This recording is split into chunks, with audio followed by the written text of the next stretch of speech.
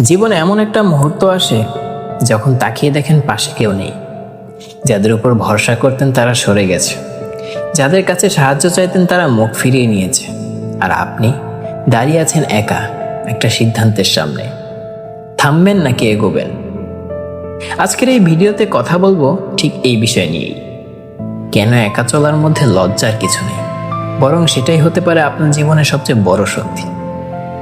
আমরা সবাই মূলত একা থাকতে ভয় পাই, কারণ ছোটবেলা থেকে আমাদের শেখানো হয়েছে দলে থাকাই নিরাপদ।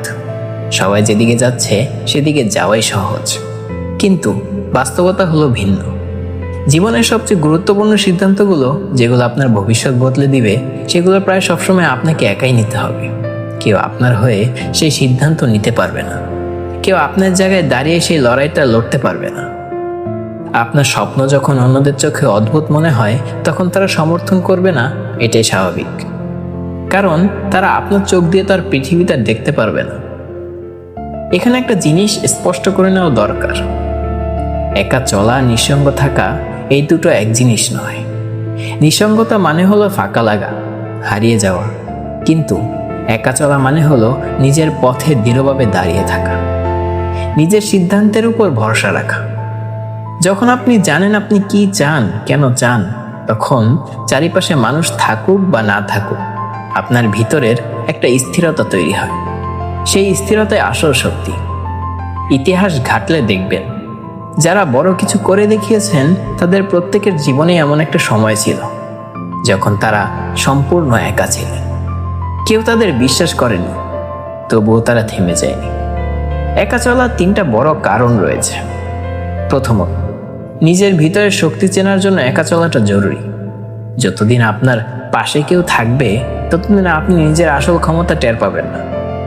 একা হয়ে গেলেই তবে বোঝা যায় আপনি কতটা সহ্য করতে পারবেন, কতটা লড়তে পারবেন।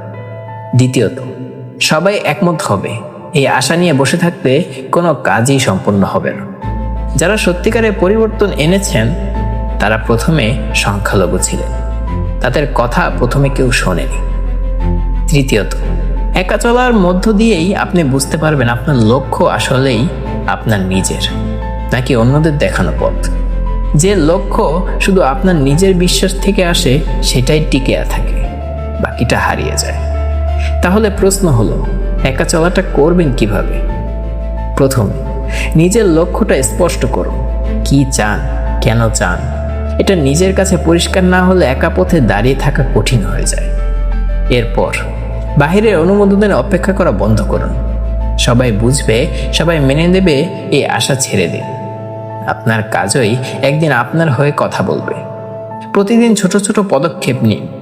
একা চলা মানে এই না যে একদিন সব জয় করে ফেলতে হবে। প্রতিদিন একটু একটু করে এগোনোর চেষ্টা করুন।